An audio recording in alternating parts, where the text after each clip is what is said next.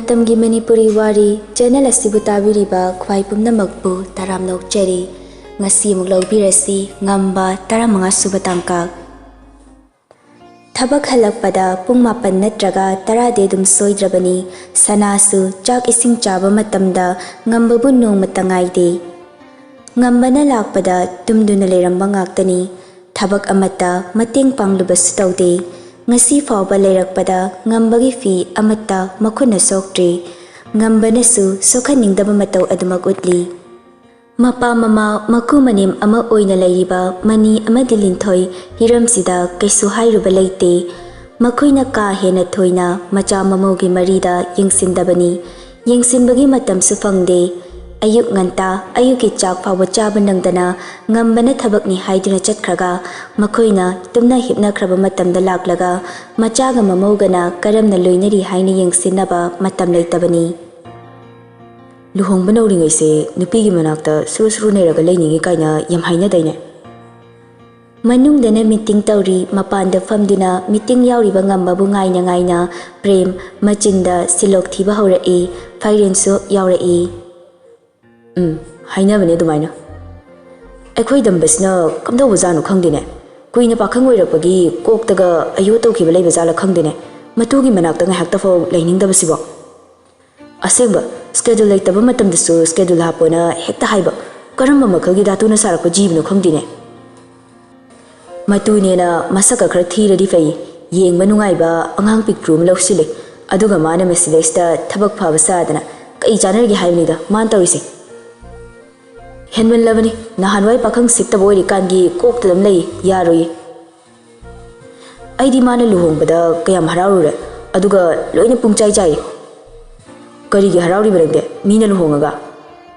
prem makut ani du punaduna khadang du sauduna yamna wakhal taba manba safam da hairai thidoktana thirakpanina nupigi manakta nomagi khara kuina leina ba honabada office ki matam khara telani thabakse khara hantharani Mana thabak hantarakpa haise ekhoidadi chance pidoineba chumini nang haida ma dawna ekhoise adum di helaga thamage khalira khangdene ma dawna libe yaba natene angawbu nushi setpa thagi maming thonba phaire nangba ekhoidi ma dawna paisa paibus nate saksu ma dawna fajaba nate paisa paiba magi matung koin inaba ekhoida karamba nupini ya biraktuino haujikan gi nupi khaise yam singmani pangdrabani bondhu nangbo Pagadaba ma khanabana fabani angang itei mada hairaga khara fajin halasiro adu angang itei madasu angang oina irang tawdana mayum pani di khangi aduga mawa fajin bade heitere kamaina bo palakpa khupano khangdi manung de changkiba ekhoi pakhangari ba tomthin hoidi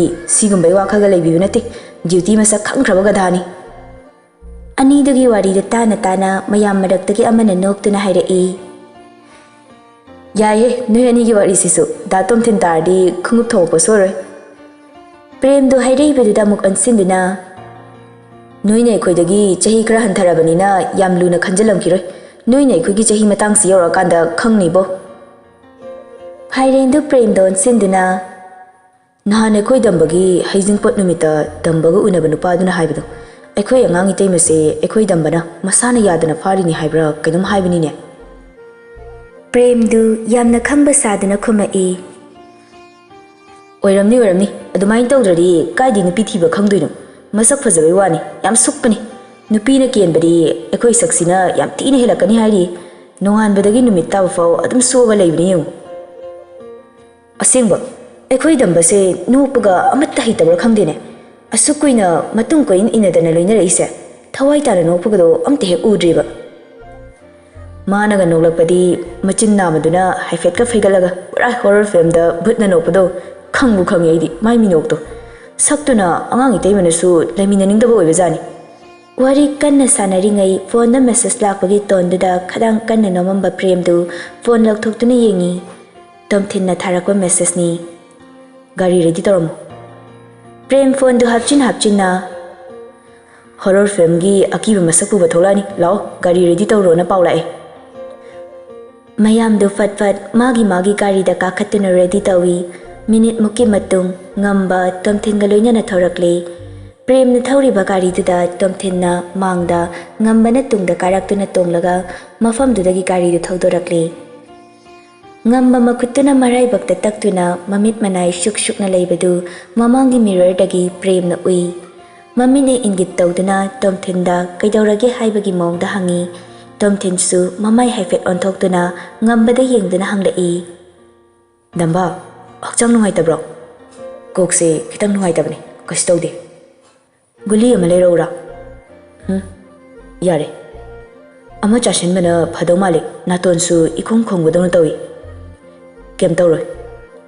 Tomthin wadu makha tadre karidu thauduna makhoina tawgadaba mathau pumba amamamta chattuna loishili. Yaifareldu nongmagi office halamdaida yu khara thakpasi habit ama oina kanna tawkhalai. Addict oibamakti natte masana habit ama sagatpagi mawong ama oina tawbani. Meleidu Yaifarelna sagatnaba honariba habit si pamdre. Handak sanana luhongkraba matung magi honglakliba character si melei yamna penjadi. Office kumlamdaini. Mayumda ngantana hangi haina meleida haibani. Handringai sign khara lahawnaba haiduna melei file ani ahum puduna Yaifarel kada changlai. Mana changlakpada Yaifareldu thongnau leiriba domda leptuna makutta wine glass ama wine khara haiduna pairaga leplami. Thong hangdokpagi makholda mamai leithoktuna yengai. Kai lere mele. Sign khara tawgadaba leiba sarna chindragadi si hana tawbiba yagadra. Kai matamgi saino. Branch office ta thagadaba ngaktani anauba project khara paikhanaba tawbadugi file ni. Sida sargi signature ama changba. Okay, ai tawge. Yaifarel wine glass tu paiduna table leiriba adomda changai. Table da glass ti thamduna melei na purakliba file singdu yengi. Melei table da leiriba glass tu di yengduna. Sargi se habit ama form tongnaba honaba mali. Kaibo. Nungtigi halamdaida sumaina sum thakpasiba haijabani sir. Sum tawbani. Tongningganda tokpa yaba potnida. Atopa staff miyamna khanglaga sargi respect hanthagani. Aduna tohaningde sir. Hakchang phabadagi henba leite haina ahal lamansingna hainaba masu leibani sir. Yaifarel nokfet tawduna pen ama paiduna mana sign tawgadaba mapada sign fatfat tawshili. Loiraga file du khumjillaga pen du makum khumna meleidi yengduna. Nangaina sumai tawraga loinabase nungaitabro. Sum hainadabagumba popra leibraba. Adu natira sir. Aduga sir kainomga. Kai matangno hayo. Ai ngarang sir da haige tawraga sir yam chinbaduda haihawdre. Sir na Delhi-da meeting yawba chatkiba numittuda Uncle Thoiba laami. Yaifarel khangningba mataw uttuna. Kai haiba laamiba. Aisu khalini. Suti lawkiba matamdi hele hauzik fawba laaktresibu aingonda sawbaduna oiraba zala haiduna. Nangonda amuktang call taw haina haige tawrambani. Sir, resignation letter pirami. Uncle du patharage magi mahut ama sinbiro haidana hairami. Oh, tasingna sawkraba. Sawfam thokpani. Aina fattaba tawrubana aingonda makhoi mayamna sawbani. Ai kaisu khande. Aduba melei thabakti thabak oina dum tawbada kaidabra khali. Personally nungaina dabaduna thabak toige haibadudi tokhaningde. Sir, aina sa haifet haijabani. Adubu uncle du tasingna patharage khalamali. Aina haibada takhidre. Oh, okay. Magi resignation letter do aingonda piro. Pani sir. Melei files tingdu hana gumna ningthina loishinduna paikhalakpada table da leiriba glass ti da muk yengi. Mana yengbada uradana Yaifarel du noklaga hairai.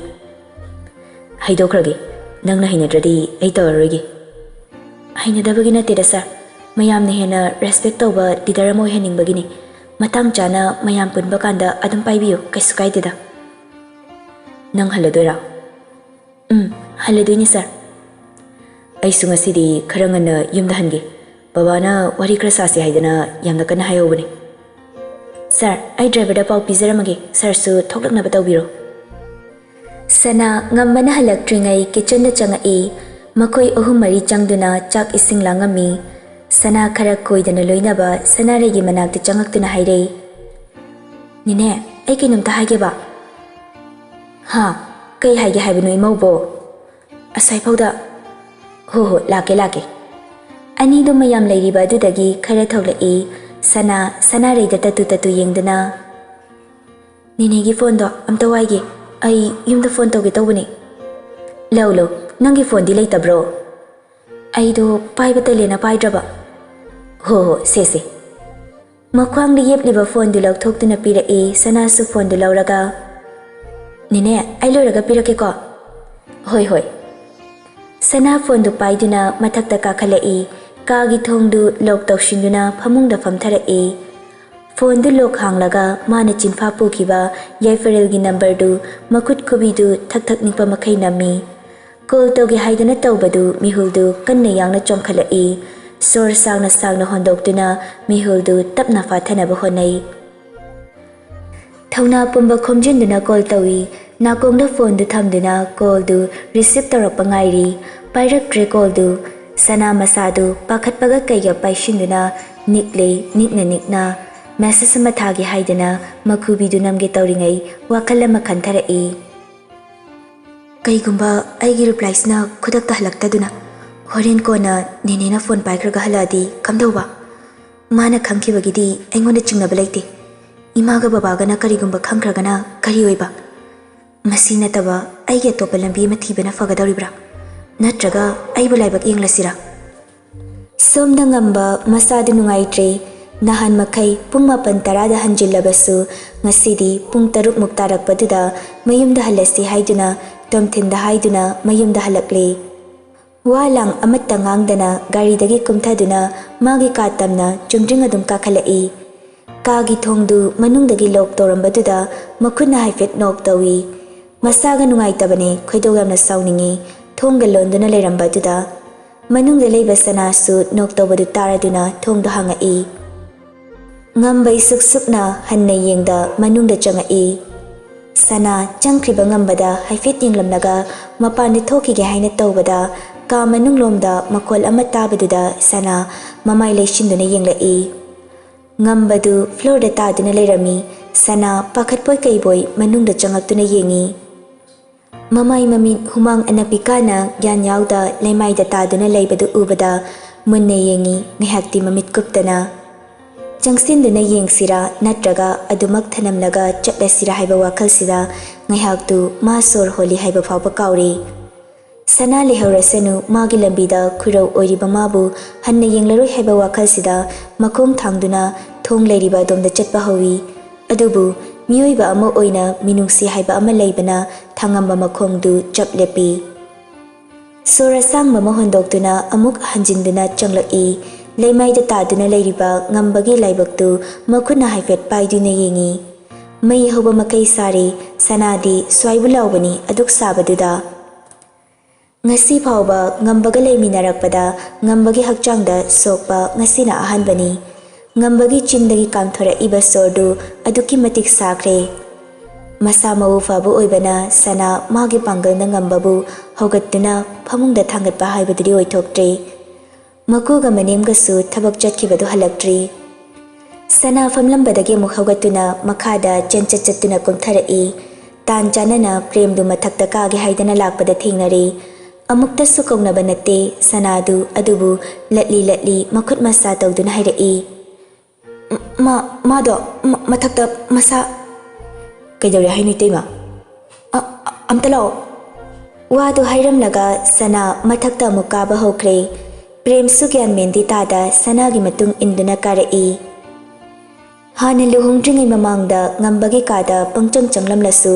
luhongla matung ngasina hanba oina magi kada changbani ngamba lemai da gyan yauda taduna leibadu ubada prem pakhana changsinduna konkhatlaga kawi damba favor do mali mathaktam da thangatse prem na ngambabu famungda thangatli aduga sanadon sinduna itai mamcha dambagi firol se amta lokthokpiramu ai makhadam ta komge doctor ka holuge prem chenduna thokre sana mathanta gyanmen amangauri tawribadu mana hipa phamungdudani premna ngambabu thangatuna thanamlibadu tapna changsinduna ngakta puliba nektai du hanu lokthoknaba tawi nektai lokthokpa loibaga furitki button du amamamta lokthoknaba tawi ahum suba button lokthoknaba haidana tawrakpaduda ngambagi makut achawbaduna sanagi makutu fatkan thorai solakanu thinglakanu haibagi mawongda